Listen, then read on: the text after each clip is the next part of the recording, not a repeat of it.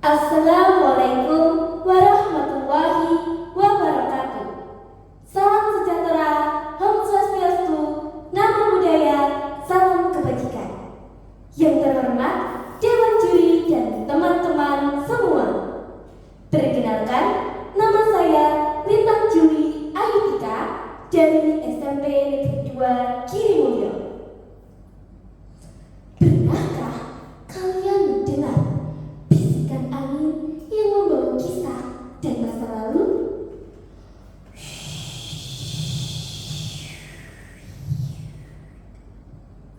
Kisah tentang keberanian, pengorbanan, dan rahasia di balik bukit-bukit hijau menoreh. Hari ini, izinkan saya membawa kalian semua melintasi waktu, masuk ke dalam lekukan bukit menoreh dengan sebuah kisah yang berjudul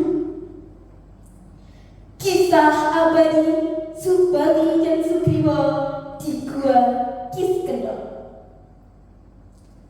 Alkisah di keheningan pegunungan menoreh Kulon Progo terdapat sebuah gua bernama Kiskendok. Gua itu bukanlah gua biasa, melainkan istana megah bagi dua makhluk mengerikan, Mahesasura dan Lembusura. Mereka berbadan manusia, namun berkepala kerbau dan sapi. Keduanya adalah raja dari segala binatang buas, memiliki kesaktian yang tak tertandingi. Konon, jika salah satu dari mereka mati, ia akan bangkit kembali hanya dengan dilangkai oleh saudaranya yang masih hidup. Suatu malam, Mahesasura bermimpi bersanding dengan bidadari tercantik Dewi Tara, putri Batara Indra. Ambisi pun membara. Ia memerintahkan adiknya untuk melamar sang Dewi ke kayangan. Jangan kendak, mana mungkin para dewa akan menerima makhluk seperti kita, cegah Lembusura. Tidak ada yang berani menolakku. Aku adalah yang tersakti di jagat raga, teriak Mahesasura sombong. Benar saja, lamaran itu ditolak mentah-mentah. Murka karena merasa dihina, kakak beradik itu pun menyerang kayangan. Para dewa kocar kacir, kayangan hancur, dan Dewi Tara tidur ke bumi.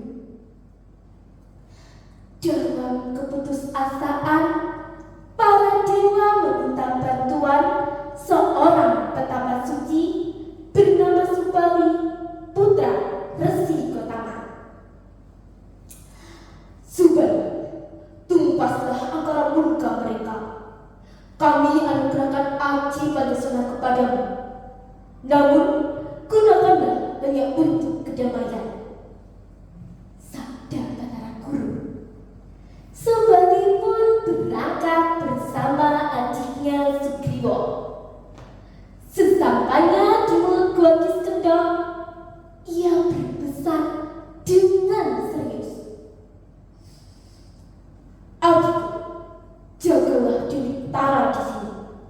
Aku akan masuk sendirian. Jika darah yang mengalir berwarna merah, aku menang. Namun jika yang mengalir berwarna putih, itu petanda aku hukum.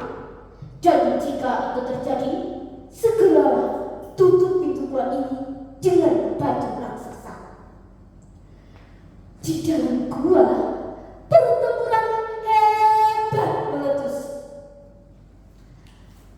Berkali-kali Subali menyerang mereka, berkali-kali pula mereka bangkit kembali. Ya, ya, ya,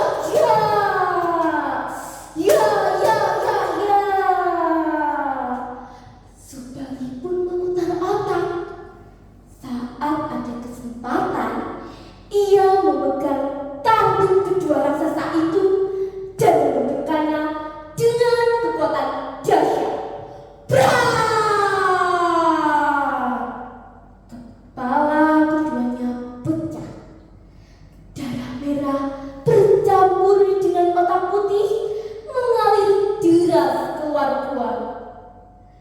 Di luar, Sugriwo terperangah melihat cairan merah bercampur putih. Ia mengira kakaknya tewas bersama dengan musuhnya. Dengan tangis pilu, ia segera menutupi gua itu dengan batu raksasa.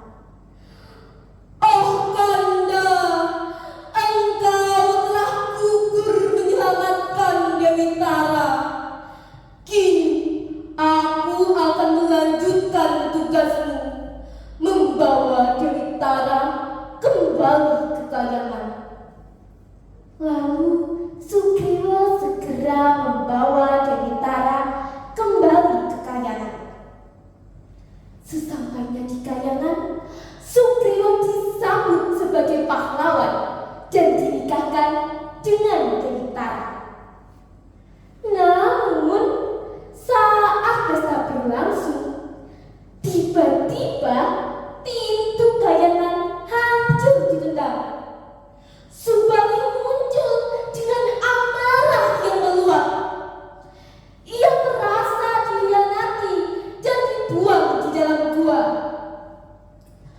Hei Sugriwo, dasar adik tidak tahu diri, diberi amanah malah berkhianat, tuduh Subali dengan geram.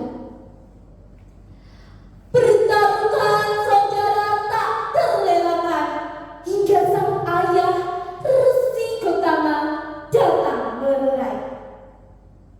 Sugriwo menjelaskan kesalahpahamannya, namun Subali yang sudah terlanjur sombong karena mengira dirinya berdarah putih terkena kutukan ayahnya sendiri.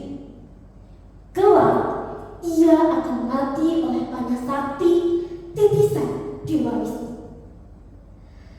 Akhirnya Sugriwo resmi memimpin kerajaan Pancawati di Gua Kiskendha.